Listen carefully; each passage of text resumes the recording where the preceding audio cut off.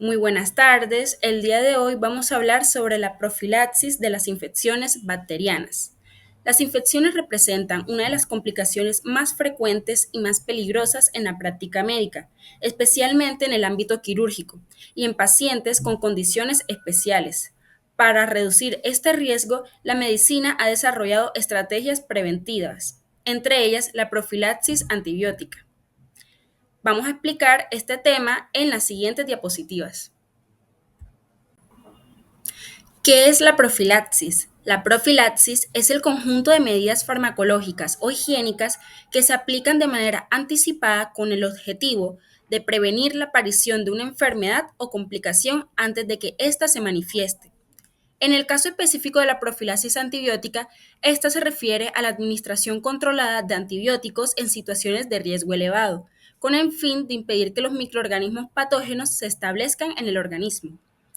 La profilaxis no busca curar la enfermedad, sino que busca evitar que ésta ocurra. Por eso se considera una estrategia preventiva dentro de la medicina, complementaria a otras medidas como lo son la asepsia, la vacunación y el control epidemiológico.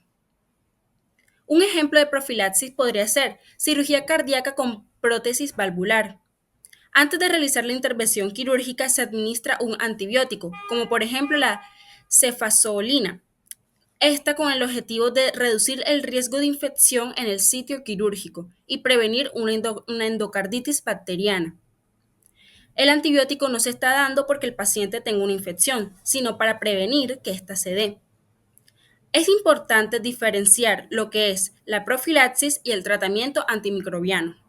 El tratamiento antibiótico, esta se usa para combatir una infección ya establecida, mientras que la profilaxis busca anticiparse al proceso infeccioso, creando una barrera farmacológica que impida la colonización o invasión de microorganismos patógenos. Bueno, ahora les voy a hablar sobre la fisiopatología de la profilaxis antibacteriana, que básicamente esto se va a basar en cómo ocurre una infección cuando el cuerpo es expuesto a microorganismos durante un procedimiento invasivo, lo cual es muy importante saberlo y voy a desenglosarlo en las siguientes diapositivas. Entonces pasamos al punto 2, que es la alteración de los mecanismos inmunológicos locales. Aquí básicamente el trauma quirúrgico puede dañar el tejido, generar hemorragias y alterar la perfusión, lo que restringe la llegada de células inmunitarias y factores que defensa al sitio de la intervención. La formación de hematomas o acumulación de líquido en el sitio quirúrgico pueden aumentar la carga de sustrato para bacterias y favorecer la proliferación. Entonces existe una evidencia que nos dice que la respuesta inmunitaria puede estar temporalmente deprimida por el periodo post-intervención o bajo ciertos tipos de anestesia o estrés, lo que reduce la defensa del huésped. Pasamos al tercer punto, que es la formación de biopelículas o biofilms, y esta principalmente es en presencia de implantes. Entonces, en presencia de materiales extraños, prótesis, mallas, placas, válvulas, drenajes, las bacterias van a tener una mayor facilidad para adherirse y formar biofilms. Los biofilms básicamente protegen a las bacterias mediante una matriz extracelular que las hace más resistentes al sistema inmune y antibióticos, dificultando su erradicación. Cuando se desarrolla un biofilm sobre un implante, la infección puede volverse crónica o requerir la remoción del material debido a la dificultad de eliminar esas bacterias adheridas. Esta vulnerabilidad justifica aún más la profilaxis en cirugías con implantes, prevenir que una carga bacteriana mínima se adhiera y evolucione en un biofilm. Y para terminar con esta parte, encontramos la progresión hacia la infección del sitio operatorio, donde la carga bacteriana puede superar la capacidad defensiva del huésped, lo que puede desencadenar una infección del sitio quirúrgico que afecta desde la piel hasta tejidos profundos o espacios de órganos o cavidades. Los criterios de diagnóstico de infección del sitio operatorio incluyen síntomas locales de infección, secreción purulenta y signos sistémicos, lo cual confirma que no solo es contaminación, sino una infección activa. Las complicaciones pueden incluir abscesos, sepsis o extensión a órganos con mayor morbilidad y riesgo para la vida del paciente. Y la evidencia aquí nos muestra que intervenciones de prevención y profilaxis reducen significativamente la incidencia de estas infecciones, lo que confirma que sin estas medidas el riesgo es real y muy alto. Bueno, ahora vamos a tocar el tema de la importancia, donde básicamente la profilaxis antibacteriana es una de las intervenciones más relevantes en medicina moderna, porque nos permite anticiparnos a infecciones que, de no ser tratadas, pueden producir complicaciones graves, altos costos hospitalarios y mortalidad. Entonces, esta importancia la vamos a dividir en dos ejes, donde el primero es disminuir infecciones postquirúrgicas y sus complicaciones. Después de una intervención, los tejidos quedan temporalmente vulnerables, entonces la piel pierde su principal barrera natural y entonces los tejidos profundos van a estar inflamados y con menor defensa local. Hay sangre, exudados y cambios de perfusión que favorecen a la colonización bacteriana. Entonces, si la bacteria coloniza en la herida quirúrgica, se puede desencadenar una infección superficial de sitio operatorio, absceso, bacteremia, sepsis, infección profunda de tejidos. Entonces, estas complicaciones nos van a incrementar la morbilidad e incluso la mortalidad. Entonces, las infecciones postquirúrgicas pueden aumentar la estancia hospitalaria de 7 a 14 días adicionales, exigir antibióticos prolongados, obligar a reoperar, dificultad de cicatrización y aumentar significativamente los gastos médicos. Entonces, evitar estas complicaciones mediante profilaxis es mucho más eficaz que tratarlas una vez establecidas. Entonces podemos decir que la profilaxis disminuye la carga bacteriana en el momento crítico. La evidencia muestra que administrar el antibiótico dentro de los 60 minutos previos a la incisión mantiene niveles terapéuticos en sangre y tejido durante el periodo en que las bacterias penetran. Esto que evita que se adhieran al tejido, se multipliquen, formen biopelículas y provoquen infección clínica. Por eso es una estrategia altamente efectiva cuando se usa correctamente. También va a reducir la mortalidad y mejorar la recuperación. Y ahora vamos a tocar el otro eje, que es el de protección de pacientes vulnerables. Aquí básicamente algunos pacientes tienen mayor riesgo de infección grave aún con cargas bacterianas pequeñas. La profilaxis es especialmente importante en ellos y ya les diremos por qué. Por ejemplo, en cirugía y procedimientos invasivos, los procedimientos quirúrgicos se sabe que implican incisiones, manipulación de órganos, exposición de cavidades estériles. Entonces, los pacientes operados experimentan una modulación temporal del sistema inmune, lo cual aumenta la susceptibilidad e infecciones. Por eso la profilaxis es fundamental para equilibrar ese riesgo biológico. En los pacientes inmunocomprometidos, podemos ver pacientes con neutropenia, VIH avanzado, trasplantados, personas en quimioterapia, en terapia inmunosupresora. Van a ser vulnerables porque tienen una menor cantidad y eficacia de neutrófilos, responden más lentos a patógenos, son más propensos a bacteremias y sepsis y las infecciones progresan más rápido y con mayor gravedad. Entonces, en ellos, una mínima contaminación puede resultar en infección grave.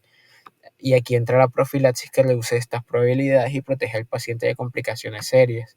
También encontramos a los pacientes con cardiopatías, que son pacientes con prótesis valvulares, cardiopatías congénitas complejas, historia previa de endocarditis, que cuando se someten a procedimientos dentales, respiratorios o ciertos procedimientos quirúrgicos pueden experimentar bacteriemias transitorias.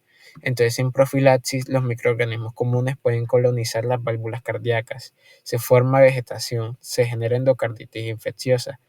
Entonces, la endocarditis es potencialmente mortal y requiere tratamiento prolongado o cirugía cardíaca. Entonces, cuando la profilaxis está indicada, reduce significativo este riesgo. Bueno, a continuación vamos a hablarles acerca del caso clínico. Se trata de Mariana Torres, una mujer de 27 años, estudiante de ingeniería que reside en Bogotá. Su motivo de consulta es porque llega a urgencias con un dolor intenso en la parte baja de la espalda que no mejora con nada.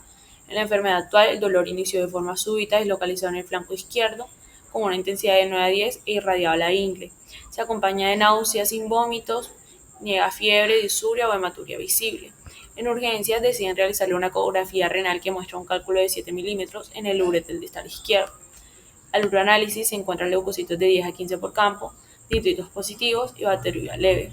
Dado el dolor persistente y el tamaño del cálculo que encontraron, urología decide realizarle una litotripsia extracorpórea con posibilidad de colocarle un catéter doble J. A continuación encontramos los antecedentes. A nivel de los antecedentes familiares, vemos que la madre refiere hipertensión arterial, el padre diabetes tipo 2 y no se encuentran antecedentes familiares de valvulopatías ni enfermedades renales. En los antecedentes personales, La paciente tuvo fiebre reumática a los 12 años, refiere valvulopatía mitral moderada con control por radiología, no refiere alergias, no es fumadora, no consume alcohol y no refiere cirugías previas. En los signos y síntomas iniciales encontramos el dolor lumbar antes mencionado, náuseas sin vómitos, no fiebre, no disuria. Bueno, ahora a nivel de los signos y el examen físico, encontramos los signos vitales estables, puño percusión renal izquierda positiva, abdomen blando sin defensa, encontramos un soplo sistólico mitral ya conocido, no hay edemas, no hay petequias, no hay signos de infección en la piel. A nivel de la impresión diagnóstica, encontramos cólico renoureteral por el cálculo ya mencionado y riesgo elevado de bacteremia en contexto de la manipulación urinaria más la valvulopatía mitral. Ya con estos datos se puede analizar el riesgo y la necesidad de una profilaxis antibiótica antes del procedimiento que ya mencionamos. En plan y conducta vemos que en este punto el equipo clínico debe decidir si el paciente requiere una profilaxis antibiótica. Para ello se aplican los criterios que indican profilaxis en la manipulación urinaria, que incluyen dos condiciones. La primera condición es que el paciente debe tener un riesgo cardíaco alto como valvulopatías moderadas o severas, prótesis valvulares o antecedentes de endocarditis. Y la segunda es que debe de haber bacteriuria o evidencia de colonización como nitritos positivos o leucocituria. En este caso vemos que María cumple ambas condiciones. Tiene una valvulopatía mitral moderada que altera la superficie de la válvula y la vuelve susceptible a que las bacterias se adhieran. Y también vemos que tiene nitritos positivos y bacteriuria, lo que indica que hay presencia de bacterias en la vía urinaria que podrían entrar en la sangre durante la litotripsia. Como antibióticos administrados tenemos que la guía nos recomienda como primera elección la ceftriaxona 1 gramo por vía intravenosa, administrada 60 minutos antes del procedimiento. Este antibiótico es ideal porque tiene excelentes coberturas contra las bacterias que suelen colonizar el tracto urinario, especialmente la E. coli y la Klebsiella, y mantienen concentraciones adecuadas durante todo el procedimiento.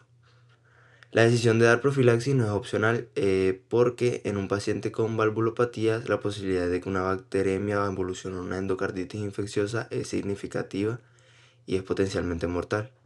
Por eso, con base a la fisiopatología en las guías clínicas, se administra la ceftriaxona antes de la intervención. Con respecto a la evolución clínica del caso, después de haber recibido la profilaxis, Mariana fue llevada a litotricia y a posible colocación de catéter doble. Este procedimiento fue llevado a cabo sin complicaciones y a las 24 horas el paciente estaba afebril, con dolor controlado y sin signos de infección. A la semana del procedimiento, esta paciente estaba asintomática y con un uroanálisis normal, lo que significa que no hubo ni bacteremia ni infección sistémica.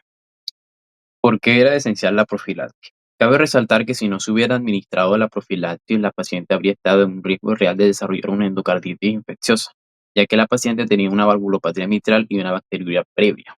Estos dos factores lo hacían una candidata clara a desarrollar una endocarditis si se producía una bacteremia. En este caso, la profilaxis no solo actúa como una protección hacia infecciones urinarias posteriores, sino que también actúa como una protección directa hacia el corazón al evitar que las bacterias del tracto urinario alcanzaran la válvula dañada, lo que podría haber desencadenado una infección grave. Como conclusión, tenemos que la profilaxis antibiótica no solo previene infecciones urinarias posteriores al procedimiento, sino que en pacientes vulnerables actúa como una protección directa contra complicaciones potencialmente fatales como la endocarditis. En este caso, la paciente presenta todos los elementos que justificaban su uso. Un procedimiento capaz de generar bacteremia, una valvulopatía mitral que la hacía especialmente susceptible y bacteriuria demostrada antes de la intervención. La profilaxis estuvo claramente indicada y fue efectiva, permitiendo la evolución sin complicaciones. Este caso nos demuestra que la profilaxis no solo se utiliza de manera rutinaria, sino que cuando existe un fundamento clínico sólido que busca prevenir riesgos mayores y proteger la vida del paciente.